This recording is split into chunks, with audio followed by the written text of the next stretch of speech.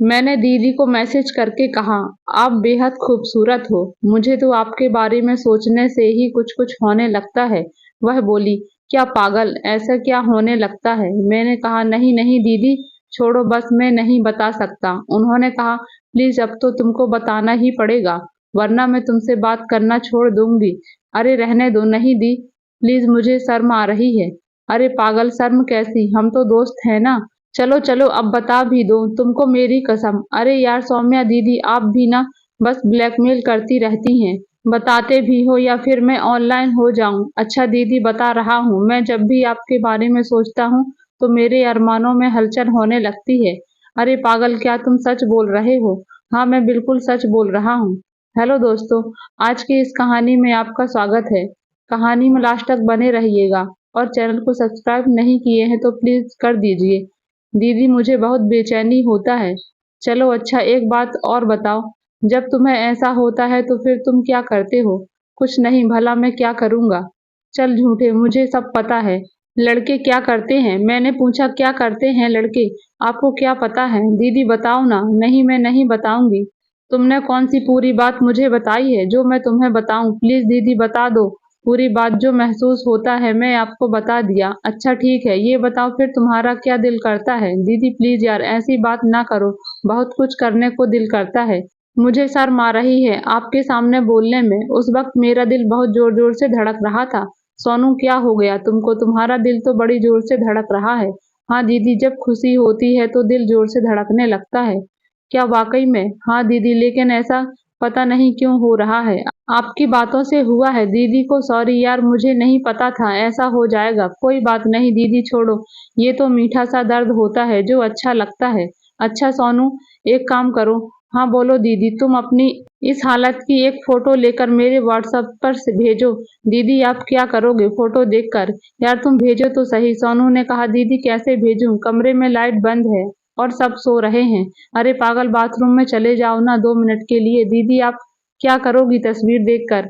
यार तुम भेजो तो सही एक बार, फिर तो हम दोनों का काम बन जाएगा। अच्छा 2 मिनट रुको, मैं जाता हूँ बाथरूम में। फिर मैंने 3 तस्वीरें बनाई और सौम्या दीदी को भेज दी। दीदी ने फोटो भेजने के बाद 5 मिनट तक कोई मैसेज नहीं किया। तब मैंने ही उनको पूछा कि क्या हुआ, तो उनका जवाब आया, सोनू जरा एक बात बताओ, ये फोटो तुम्हारी है या इंटरनेट से डाउनलोड करके मुझे भेज दी है? मैंने कहा, दीदी आपकी कसम, यह फोटो मेरी ही है। मैं आपसे झूठ क्यों बोलूंगा? नहीं, मुझे यकीन नहीं हो रहा है कि यह तुम्हारी फोटो है। या दीदी आपकी कसम, मेरी ही फोटो है। यार तुम तो इतने छोटे हो, फिर तुम्हारा वो इतना मोटा लंबा कैसे हो गया है? यार तुमने तो मुझे फोटो दिखाकर मेरी हालत खराब कर दी है। अब तुम कुछ करो प्लीज, वरना मैं पागल हो जाऊंगी। मैंने कहा, दीदी भला मैं क्या कर सकता हूँ? वह कहने लगी, ठीक है तुम जल्दी ऊपर छत पर जाओ। मैं जैसे छत पर जा पहुंची, अचानक दीदी ने मुझे अंधेरे रूम में खींचकर ले गई। प्लीज दोस्तों, कहानी लास्ट तक जरूर सुनिएगा। इस कहानी में मैं एक लड़के का रोल निभा रही हूँ। मेरा नाम सोनू है और मैं दिल्ली शहर के एक छोटी सी कॉलोनी में रहता हूँ। ये मेरी जिंदगी का पहला अनुभव था। इस हादसे ने मुझे बहुत कुछ सिखाया। यह बात तब की है जब मेरी उम्र 22 साल थी। आज से तकरीबन 5 साल पहले की बात है। मेरी फैमिली की हालत शुरू से ही अच्छे नहीं थे। मेरे पापा एक प्राइवेट कंपनी में नौकरी करते थे। मेरे घर में मेरी माँ, मेरे पापा और एक मेरी छोटी बहन थी जो इस वक्त 5 क्लास में पढ़ती थी। मैंने मैट्रिक के बाद आगे पढ़ाई नहीं की और घर के हालात अच्छे नहीं थे, तो मैंने अपने घर के पास एक मोबाइल फोन की दुकान में काम करना शुरू कर दिया था। हम जिस घर में रहते थे वह किराए का मकान था, जिसमें हम लोग को रहते हुए 8 साल हो गए थे। हमारे मकान मालिक ऊपर की मंजिल पर रहते थे और हम नीचे के फ्लोर पर। मकान मालिक की फैमिली में एक अंकल आंटी और उनकी 3 बेटियां थी, जिसमें से उनकी बड़ी बेटी की 5 साल पहले तलाक हो चुकी थी। वह अपने 3 साल के बेटे के साथ अपने पापा के घर में रहती थी। उनका नाम सौम्या है। उनकी उम्र 28 साल है और वह काफी खूबसूरत थी। उनकी अपने पति से कुछ अच्छी नहीं बनती थी, तो बात तलाक तक आ गई और वह अपने पापा के घर आ गई। दूसरी बहन, जिसका नाम आयशा था, उनकी भी शादी हो गई थी और वह अपने पति के साथ दुबई में रहती थी। हर साल बच्चों और पति के साथ बस मिलने आ जाया करती थी। और तीसरी बहन, जिनका नाम मोहिनी है, वह कॉलेज में पढ़ती थी। तीनों बहनें बला की खूबसूरत थी। सौम्या दीदी जिनकी तलाक हो गई है, जो कि सबसे बड़ी थी, उन्हें बस प्यार से नाजो कहा करते थे। मैं भी उन्हें नाजो ही कहता था। उनका कोई भाई नहीं था और उनके पापा मोहन अंकल एक बड़ी कंपनी के मालिक थे और उनकी मम्मी काफी अच्छी औरत थी। अंकल आंटी मेरी फैमिली का काफी ख्याल रखती थी। अक्सर मकान के किराए में देर हो जाती थी, मगर वह लोग कभी गुस्सा नहीं करते थे और कहा करते थे, आराम से दे देना, कोई जल्दी नहीं है। मोहन अंकल के पास पैसे की कोई कमी नहीं थी। उनके अच्छे रवैये की वजह से हम भी उनका हर तरह से ख्याल रखते थे। उनके घर के अक्सर काम मैं ही करता था, जैसे कि बाजार से सब्जी और कुछ जरूरत का सामान ले आना और कुछ छोटे मोटे काम वगैरह। मेरा उनके घर आना जाना भी घर जैसा ही था। मोहन अंकल अक्सर घर से बाहर ही रहते थे। उनका काम ऐसा था कि वह 2-4 दिन तक घर नहीं आते थे। चलो अब आते हैं असली कहानी पर। यह कहानी मेरी और सौम्या दीदी की दोस्ती की है, जो कि मैंने कभी सोचा ही नहीं था कि हमारे बीच यह सब हो जाएगा। सौम्या दीदी शादी से पहले भी बहुत खूबसूरत थी, मगर शादी के बाद और बच्चे होने के बाद तो हद से ज्यादा प्यारी हो गई थी। मगर मैंने कभी उनको इस नज़र से नहीं देखा था। उम्र में बड़ी थी तो मैं उनकी बहुत इज्जत करता था। मैं इस मामले में कुछ ज्यादा ही जज्बाती था, मगर किसी से कभी तन्हाई में मिला नहीं था। बस अक्सर रोमांटिक फिल्में देखकर गुजारा करता था, मगर वह भी बहुत कम ही देखता था। मगर मेरा दिल तो बहुत ज्यादा करता था कि किसी से दोस्ती कर लूं, मगर डरता था। लेकिन मेरी यह ख्वाहिश जल्द ही पूरी हो गई थी और यह ख्वाहिश पूरी की थी सौम्या दीदी ने। खैर हुआ यूं कि सौम्या दीदी के पास उस वक्त एक स्मार्टफोन था। थोड़ा पुराना हो चुका था, वह अक्सर हैंग हो जाता था। एक दिन उन्होंने मुझसे कहा कि मेरा फोन बहुत तंग करने लगा है, हैंग बहुत ज्यादा होता है, इसको तुम प्लीज देख लो जरा। तो मैंने उन्हें बताया कि इसकी मेमोरी फुल हो जाने से ऐसा होता है, आप एक बार फॉर्मेट करवा कर देखें। तो उन्होंने कहा कि इस फोन में काफी डाटा है, वह सब डिलीट हो जाएगा। मैंने कहा जी हाँ, डाटा तो डिलीट होगा। तब उन्होंने कहा कि मेरा कुछ पर्सनल डाटा है, उसको किसी मेमोरी कार्ड में कॉपी करके फोन देंगे, तब तुम फॉर्मेट कर देना। मैंने कहा ठीक है, जब आप यह काम कर लो तो मुझे अपना फोन दे देना। दूसरे दिन उन्होंने मुझे बताया और अपना फोन दे दिया और कहा कि मैंने सारा डाटा कॉपी कर लिया है, तुम इस फोन को दुकान पर ले जाओ और रिफ्रेश करा कर मुझे वापस कर देना। मैंने फोन लिया और अपनी दुकान पर आ गया। कुछ देर बाद दूसरे कामों से खाली होकर मैंने फोन ऑन किया और फॉर्मेट करने ही वाला था कि अचानक मुझे ख्याल आया, एक बार फाइल मैनेजर ओपन करके देख लेता हूँ, कहीं कुछ रह तो नहीं गया। इसी दौरान मेरी नज़र न्यू फोल्डर पर पड़ी, जिसमें काफी डाटा मौजूद था। जब मैंने सेंड आइटम के फोल्डर को ओपन किया तो उसमें बहुत सारी तस्वीरें मौजूद थी और उन तस्वीरों को देखकर तो मैं एकदम से हक्का बक्का रह गया। उसमें ज्यादातर सौम्या दीदी की वैसी तस्वीरें थी जिनको उन्होंने किसी को भेजा था और इसी वाले फोल्डर में भी कुछ तस्वीरें थी जो उनके रिलेशन की थी, जिसको मैं भी जानता था। उनका नाम दीपक था। वह दुबई में रहता था और पहले से ही शादीशुदा था और बच्चों वाला भी था, मगर उसने सौम्या को अपनी वैसी तस्वीरें भेजी हुई थी। यह सब देखकर मैंने जल्दी से वह तमाम तस्वीरें अपने पेन ड्राइव में सेव कर ली और फोन को फॉर्मेट कर दिया और फोन को रिसेंड करके रख दिया। रात को जब मैं घर गया तो सौम्या दीदी ने फौरन फोन के बारे में पूछा। तब मैंने उनको फोन वापस कर दिया और कहा कि अब यह बिल्कुल ठीक चल रहा है, आप इसको देख लो, मगर इसमें आपका कुछ डाटा बाकी रह गया था जो मैंने फॉर्मेट कर दिया है। वह एकदम थोड़ा चौंक गई और फौरन मुझसे पूछने लगी, कौन सा डाटा? तो मैंने जानबूझकर बताया कि कुछ खास डाटा था। वह थोड़ा घबराते हुए बोली, क्या तुमने ओपन करके देखा था? तो मैंने कहा कि मैं तो बस फॉर्मेट ही कर रहा था तो मेरी नज़र पड़ गई थी, पर मैंने फौरन फोन को फॉर्मेट कर दिया था। उनके चेहरे पर कुछ परेशानी सी आ गई, मगर वह चुपचाप अपना फोन लेकर चली गई। उनके जाने के बाद मैं सोचने लगा कि मैंने गलत कर दिया, उनको बताना नहीं चाहिए था कि मैंने डाटा ओपन किया था। मुझे लगा मैंने गलती कर दी। 1-2 दिन यूं ही गुजर गए, मगर मैंने नोटिस किया कि सौम्या दीदी मुझसे नजरें नहीं मिला पा रही हैं। मैं थोड़ा और ज्यादा डर गया कि उनको यह बात कुछ ज्यादा बुरी लग गई है। 2-3 दिन ऐसे ही गुजर गए और फिर मुझसे रहा नहीं गया, तो मैंने सौम्या दीदी को व्हाट्सएप पर मैसेज कर दिया और पूछा कि ऐसे क्या बात हो गई है दीदी, जो आप मुझसे बात नहीं कर रही हैं? तो उन्होंने थोड़ा गुस्सा वाली आवाज में कहा कि तुमको फोन चाहिए था, मुझसे गलती हो गई है। तब मैंने माफी मांगी और बताया कि ऐसी कोई बात नहीं है, मैंने जानबूझकर फोल्डर ओपन नहीं किया था, गलती से हो गया था। और दीदी आप परेशान मत हो, मैं यह सब भूल गया हूँ और दोबारा इस बारे में कोई बात नहीं करूंगा। तब उनको थोड़ा अच्छा लगा, मगर वह बार बार एक बात पूछने लगी कि तुमने कौन सी तस्वीरें देखी। मैं यह बात बार बार टाल रहा था, मगर वह पूछने लगी और कहने लगी कि प्लीज एक बार बताओ। उनके बहुत ज्यादा रिक्वेस्ट करने पर मुझे बताना ही पड़ गया कि मैंने आपकी और दीपक भाई की वैसी तस्वीरें भी देखी थी। वह सुनते ही वह थोड़ा चकरा गई। उसके बाद उनका कोई मैसेज नहीं आया और मैं काफी देर तक इंतजार करता रहा और फिर दूसरे कामों में व्यस्त हो गया। उस रात मैं अपने बिस्तर पर लेटा हुआ था। रात का 1 बज चुका था और नींद नहीं आ रही थी। अचानक मेरे फोन पर मैसेज आया। देखा तो वह सौम्या दीदी का था। सौम्या दीदी ने मैसेज किया, हेलो सोनू, कैसे हो? मैंने कहा, मैं बिल्कुल ठीक हूँ, आप बताइए ठीक तो हो ना? इतनी रात में मैसेज किया, सब ठीक तो है ना? सौम्या ने कहा, हाँ सब ठीक है, बस ऐसे ही नींद नहीं आ रही थी, थोड़ी परेशान हूँ। मैंने कहा, क्या बात है, मुझे बताइए। सौम्या बोली, सोनू, मुझे तुम्हारी इस हरकत से बहुत बुरा लगा है। तुमको ऐसा नहीं करनी चाहिए था। ऐसी प्राइवेट तस्वीरें नहीं देखनी चाहिए थी। मुझे इस बात से बहुत तकलीफ हो रही है। तुम मेरे छोटे भाई की तरह हो, तुमने अच्छा नहीं किया मेरे साथ। मैंने कहा, दीदी प्लीज मुझे माफ कर दें, मैंने ऐसा जानबूझकर नहीं किया, बस मुझसे गलती से हो गया था। अगर मुझे अंदाजा होता ऐसा कुछ होगा तो मैं वह फोल्डर हरगिज नहीं खोलता। प्लीज मुझे माफ कर दीजिए, यह बात मेरी और आपके बीच रहेगी, मैं किसी से जिक्र तक नहीं करूंगा। वह कहने लगी, मैं तुम पर कैसे भरोसा कर लूं? तुम बच्चे हो, अभी किसी से मजाक में भी कह दिया तो मैं तो बदनाम हो जाऊंगी। नहीं दीदी, मैं ऐसा कभी नहीं करूंगा, भरोसा रखें। सौम्या दीदी ने कहा, ठीक है, मैं तुम पर भरोसा कर रही हूँ, मगर एक बार अपनी मम्मी की कसम खाकर बताओ, तुमने मेरी कोई भी तस्वीर कहीं और सेव तो नहीं की है ना? अब मैं थोड़ा डर गया और अपनी मम्मी की झूठी कसम खा ली और कहा, नहीं दीदी, मैंने ऐसा कुछ नहीं किया है। दीदी बोली, चलो ठीक है, अब मेरी टेंशन कम हो गई है, जो कुछ हुआ सब भूल जाना। मैंने कहा, ठीक है दीदी, अगर अच्छा आपको बुरा न लगे तो एक बात पूछूं आपसे? सौम्या ने कहा, हाँ पूछो। मैंने कहा, क्या दीपक भाई आपसे शादी करना चाहते हैं? दीदी ने कहा, नहीं नहीं, ऐसा कुछ नहीं है, हम तो बस सिर्फ दोस्त हैं। दीपक तो पहले से ही शादीशुदा है, मैं क्यों उससे शादी करूंगी? वह तो मेरा दोस्त है, हम दोनों बस अपनी अच्छी बुरी बातें एक दूसरे से शेयर कर लेते हैं और कुछ नहीं है। मैंने कहा, अच्छा दीदी सॉरी, मैंने बस ऐसे ही पूछ लिया था। आप दोनों तस्वीर में काफी एक दूसरे के करीब लगे थे, तो मुझे लगा कि शायद वह आपसे शादी करना चाहते हैं। सौम्या दीदी ने कहा, नहीं ऐसा कुछ भी नहीं है। दुबई में अकेला रहता है तो अक्सर हमारी फोन पर चैट हो जाती है।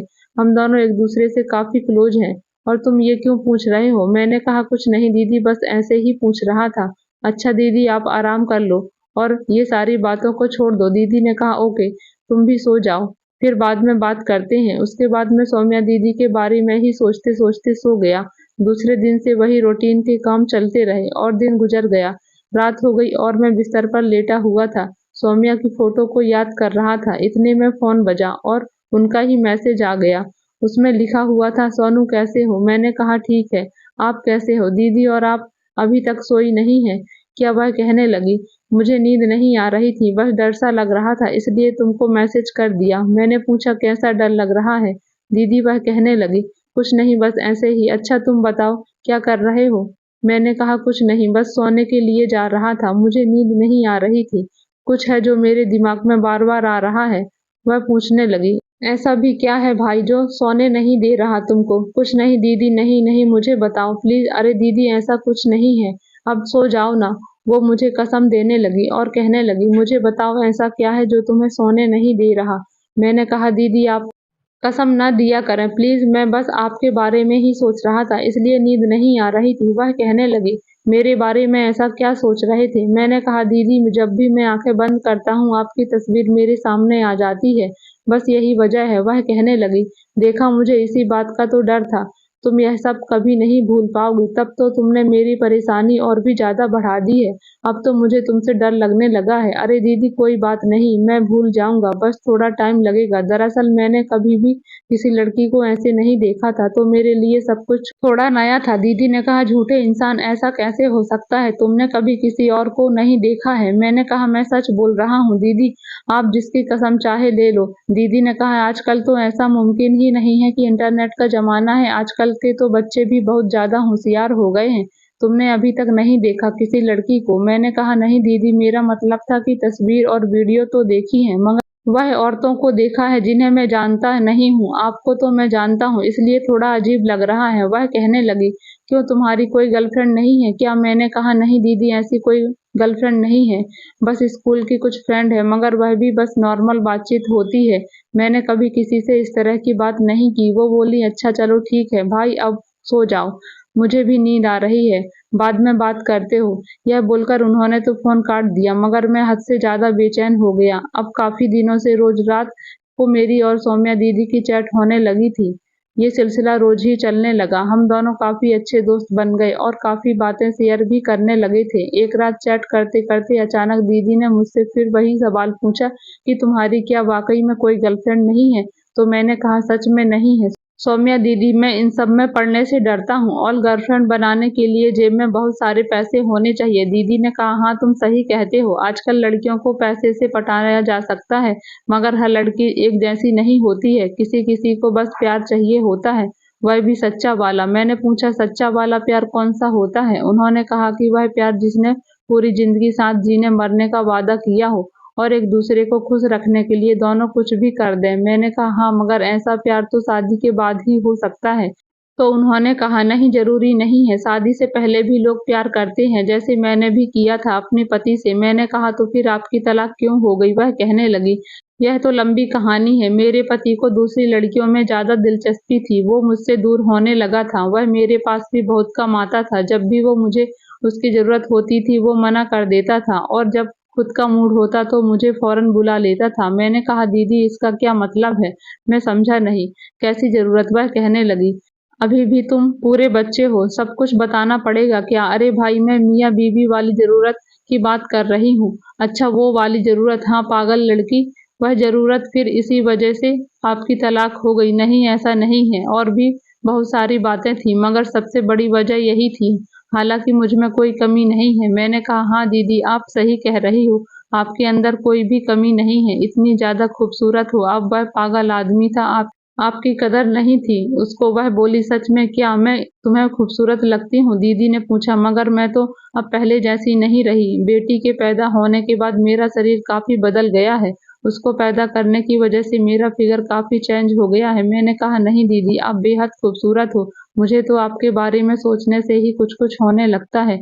वह बोली, क्या पागल, ऐसा क्या होने लगता है? मैंने कहा, नहीं नहीं दीदी छोड़ो, बस मैं नहीं बता सकता। उन्होंने कहा, प्लीज अब तो तुमको बताना ही पड़ेगा, वरना मैं तुमसे बात करना छोड़ दूंगी।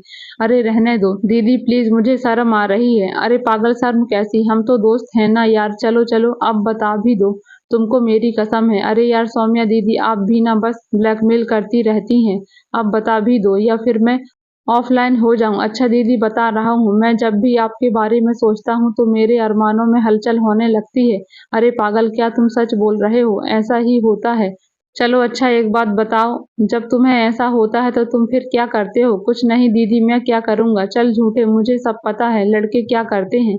मैंने पूछा, क्या करते हैं लड़के, आपको क्या पता है, बताओ ना। नहीं मैं नहीं बताऊंगी। तुमने कौन सी पूरी बात बताई है जो मैं तुम्हें बताऊं? दीदी बताओ तो सही पूरी बात, जो महसूस होता है आपको मैंने बता दिया है, बस ज्यादा गुस्सा मत करो। ये बताओ फिर तुम्हारा क्या दिल करता है? दीदी प्लीज यार ऐसी बातें ना करें, बहुत कुछ करने को दिल करता है, मगर शर्म आ रही है आपके सामने बोलने में। उस वक्त मेरा दिल बड़ी जोर जोर से धड़क रहा था। अरे सोनू, क्या हो गया है तुमको, तुम्हारा दिल क्यों जोर जोर से धड़क रहा है? बस दीदी, जब खुशी होती है तो दिल जोर से धड़कने लगता है। क्या वाकई दीदी, लेकिन ऐसा क्यों हो रहा है? अभी आपकी बातों से हुआ है। ओह सॉरी यार, मुझे नहीं पता था ऐसा हो जाएगा। कोई बात नहीं दीदी छोड़ो।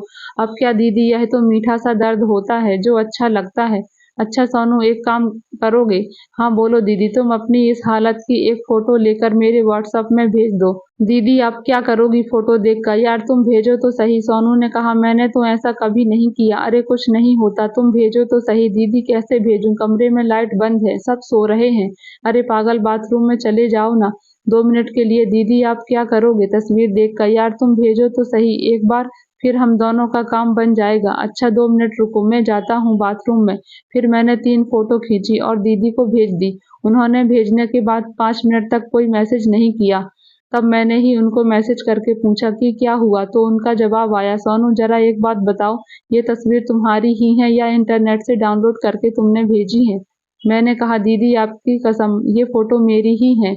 मैं आपसे झूठ क्यों बोलूँगा? नहीं, मुझे यकीन नहीं हो रहा है कि यह तुम्हारी तस्वीर है। यार दीदी आपकी कसम, यह मेरी ही तस्वीर है। यार तुम तो इतने छोटे हो, फिर तुम्हारा तो इतना लंबा कैसे है? तुमने मुझे तस्वीर दिखाकर मेरी हालत खराब कर दी है। अब तुम कुछ करो प्लीज, वरना मैं पागल हो जाऊंगी। मैंने कहा, दीदी भला मैं क्या कर सकता हूँ? वो कहने लगी, ठीक है तुम जल्दी से काम करो, ऊपर जाओ सीढ़ियों के पास। दीदी ऊपर कैसे जाऊं? कोई देख ना ले। कोई नहीं देखेगा। पापा ड्यूटी पर है, मम्मी दवाई खाकर नींद में है और मेरी छोटी बहन बेखबर होकर सो रही है। बस तुम अपनी तरफ देखकर आ जाओ जल्दी प्लीज। अच्छा दीदी 5 मिनट रुको, मैं आता हूँ।